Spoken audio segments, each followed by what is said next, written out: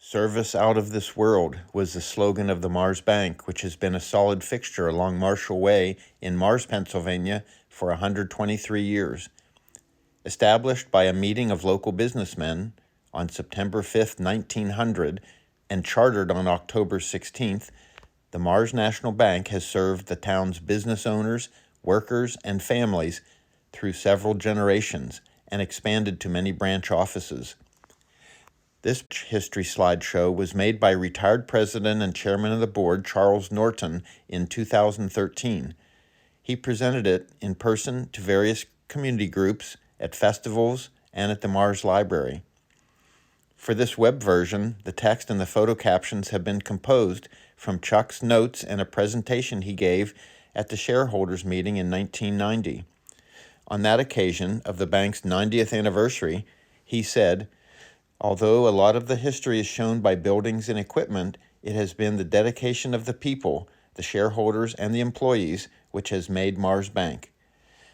Among the pioneer business people and bank founders he recognized was his own grandfather, Clarence L. Norton, whose signature appears on American currency issued locally by the new Mars National Bank. Also, his father, Averell B. Norton, was a Mars Bank president.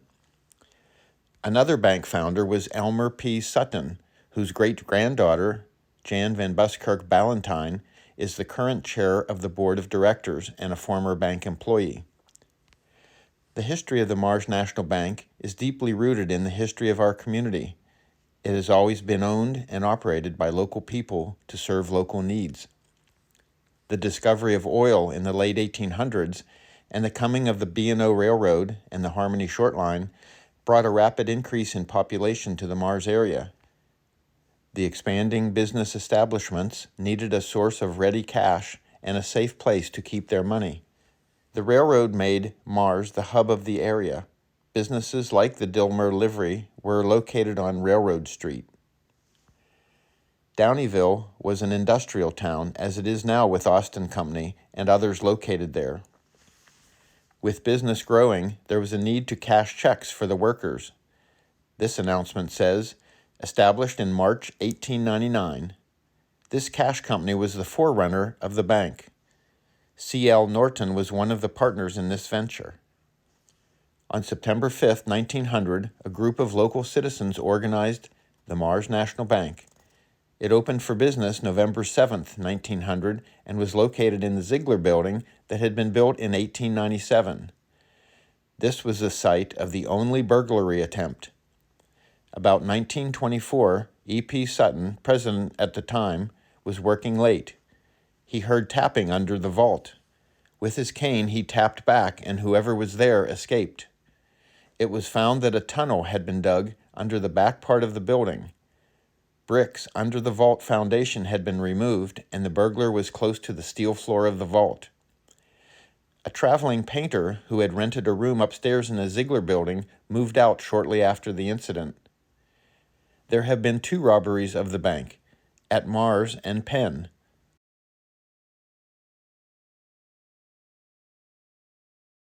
E.P. Sutton on your right with Willard Ross. In front of the Ziegler Building, looking at the Thomas Marshall homestead that is now part of the borough parking lot. In 1903, Chris Gelbach was elected president and served until 1922 when Elmer P. Sutton became president. Early Mars Bank check, signed by John A. Gilbert, August 2, 1901. The site of the new bank building. Dedicated in 1926, the new bank building was designed by Richard Irvin, a Pittsburgh architect.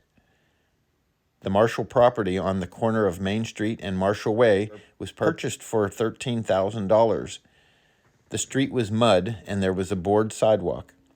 In 1926, the new bank building. The new bank had a security system. Each teller had a loaded revolver in sight near their right hand. Brass spittoons were on the floor in the lobby for customer use. One was provided inside the teller area for employee use. It was essential the custodian keep these highly polished. The furnace was coal-fired, and often smoke filled the lobby. They had to bank the furnace each night to make it easy to start in the morning. the Mars Bank's $10 bill. The National Currency Act of 1863 permitted banks to issue currency backed by bonds they purchased. Called circulation, the bills came in $10 and $20, 3 to a sheet to be cut apart and signed. E.P. Sutton signed as president. A.B. Norton signed as cashier.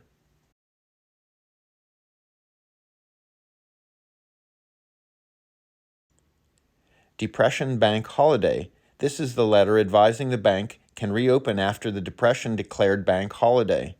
Banks not receiving this would be closed. The license to reopen on March 15, 1933, was received with great joy.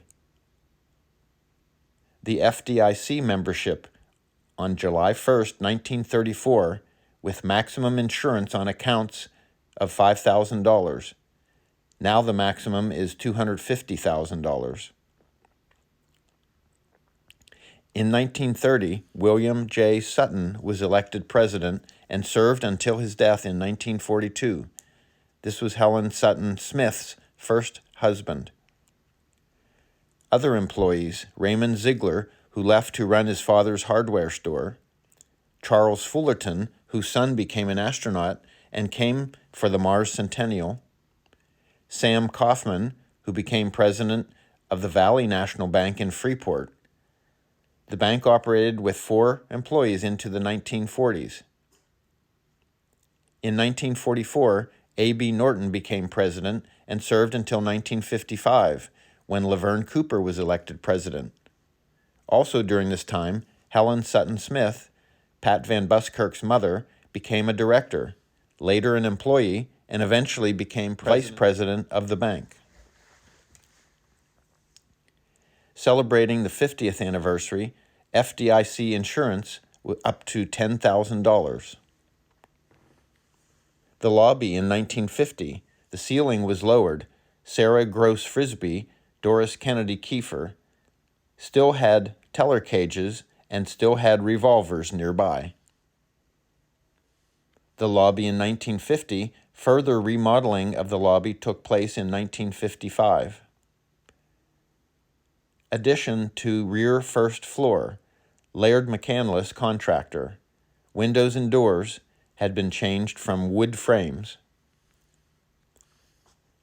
Employees at 1960 anniversary: Laverne Cooper, Helen Smith, Floyd Johnston, Ralph Thomas, Edna Mitchell, Raymond Knox, Patricia Weisert, Sally Kennedy, Gloria Forsyth, Zoe Nestor, Margaret Morrow, Jean Beals, Anna Mary McMullen, Shirley Thayer, Betty Kaufman, Charles Norton.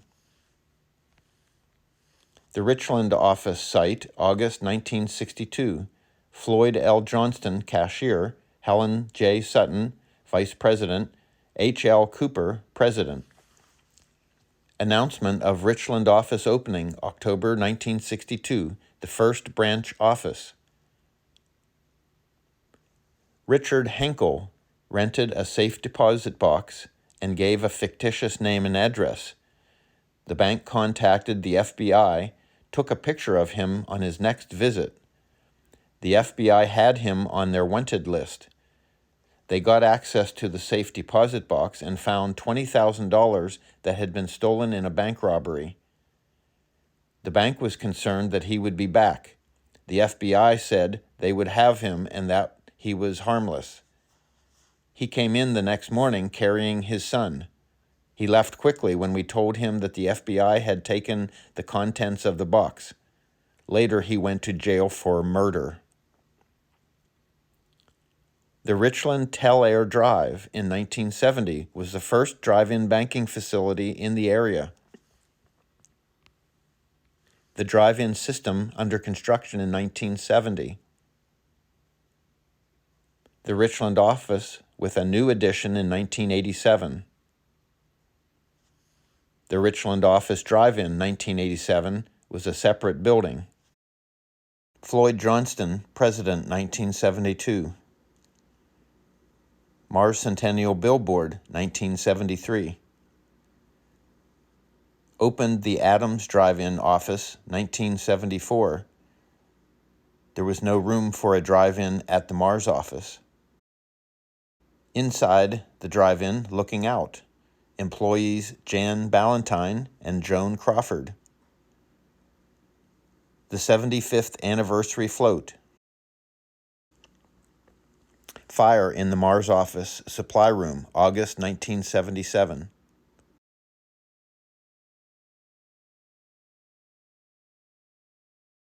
(1978) added the addition to the second floor to house data processing. Don Treffry, contractor.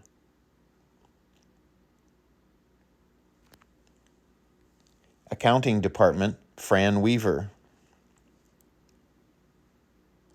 Check files in the 1978 edition, all eliminated now by computer storage of data. 1980 Board of Directors, Chuck Cole, Joe Grubbs, Loudon, George Kiefer, Derek Van Buskirk, and George Wagner. The bank in 1980, growth required more space, purchased adjoining Menifee building. 1980. 1980. 1980. The lobby in 1980. Teller work area in 1980. The mural on the lobby wall behind the tellers was moved to the second floor when the addition was added. The Cranberry office, 1983. The new addition, 1984. The new lobby. The new lobby with tellers. The boardroom. The Mac machine. Now all offices are equipped. 1967, the drugstore building torn down. The store building down now is the grassy area where the spaceship is located. Charles Norton, in his office, became president in 1996. In retirement, Chuck devoted his time at the Train Station Museum of the Mars Area History and Landmark Society to organizing the archives and posting stories on the Facebook page. He gained a readership of over 4,000 followers before the time of his death in 2020. At the museum and in his personal collection, there are many more documents and photos that we will assemble into a complete history of the Mars Bank and include so many local individuals not mentioned here who made lifelong contributions to the business and to the community. Please stay tuned.